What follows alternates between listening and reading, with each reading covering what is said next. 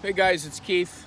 Just going to do a quick video. Today I'm going to discuss getting information from people, such as when you meet a potential client or customer. Generally, the more information you give about yourself off the bat, the more you're going to get from them. So just to give you guys an example, if I were to say to somebody, "Hi, I'm Keith," what would they say? They would say, "Oh, hi, I'm John." But if I say, "Hi, I'm Keith Shumlin," then I would likely get, "Well, I'm John Anderson." And if I were to say a little more like, "Hi, I'm Keith Shumlin and I'm from Boston," they would probably respond with their first, last name and where they're from. And to take it even one step further, I could say, "Hi, I'm Keith Shumlin from Boston and I'm a sales trainer." And then I would likely find out what they do for a living as well. So it's just a quick, way to get information from people, so that later on when you get in, to work, do paperwork or whatever the case may be, you don't have to ask them for too much information at the same time because you've already got 4 things out of the way. I recently received a question from somebody asking me what a good response is when a customer says to you, "Well, you're just a commission salesman, so you'll say anything to get me the deal." And with that objection, I used to get that a lot in the car business. I would probably hear that a few times on a weekly basis. And I would say to the customer or customers, "You're exactly right. You don't want to lie. I am a commission salesperson. And, I've been talking to you for about 2 hours now, and I can tell you're a pretty smart, individual or couple. And in order for you to buy a car today, you have to know that you are getting a great deal or else you won't buy one, correct?" And they'll say, "Well, yes." "Okay, so what you want is a good deal on a new car. What I want is to sell you a car so I could get a commission. So we're going to work together to get you the best possible deal on a car that you love at a great price so that you can get what you want and I get what I want." And you just go from there. And people, tend to respond positively to that. So other objections that you get a lot of resistance in the car business if you didn't answer enough questions that they didn't ask. That's what I used to like to tell people, when I trained people on selling cars. If someone doesn't buy from you, it's because you didn't answer a question that they didn't ask. So when you're doing the qualification process, it doesn't hurt to ask people, even though they've made no commitment to buy a car.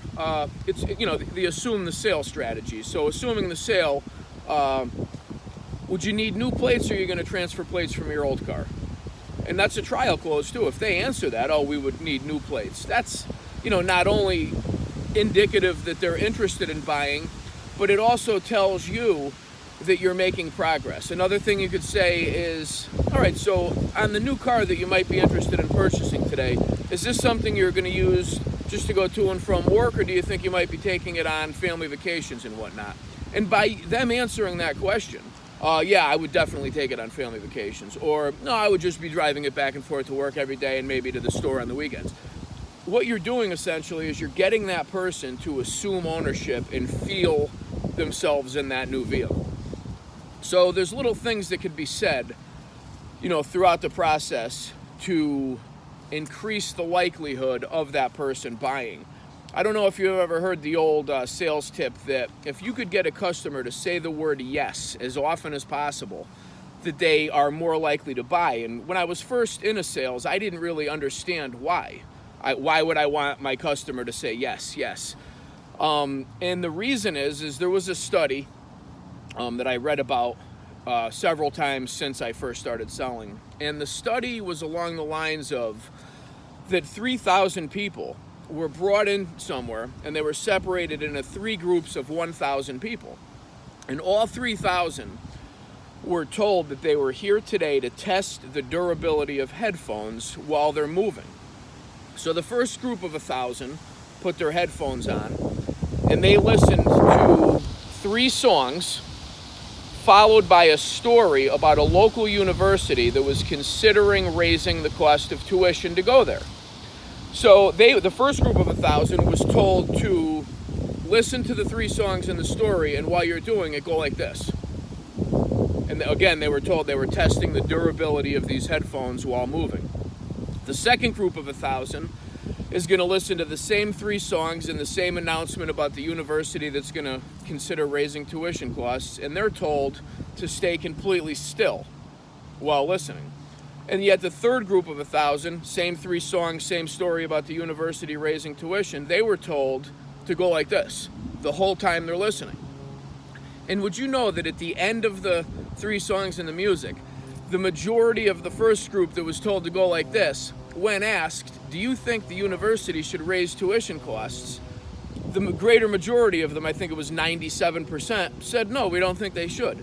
The group in the middle that was told to sit still had no opinion on the matter, and almost 100% of the people that were told to go like this did believe that the university should, in fact, raise the cost of tuition.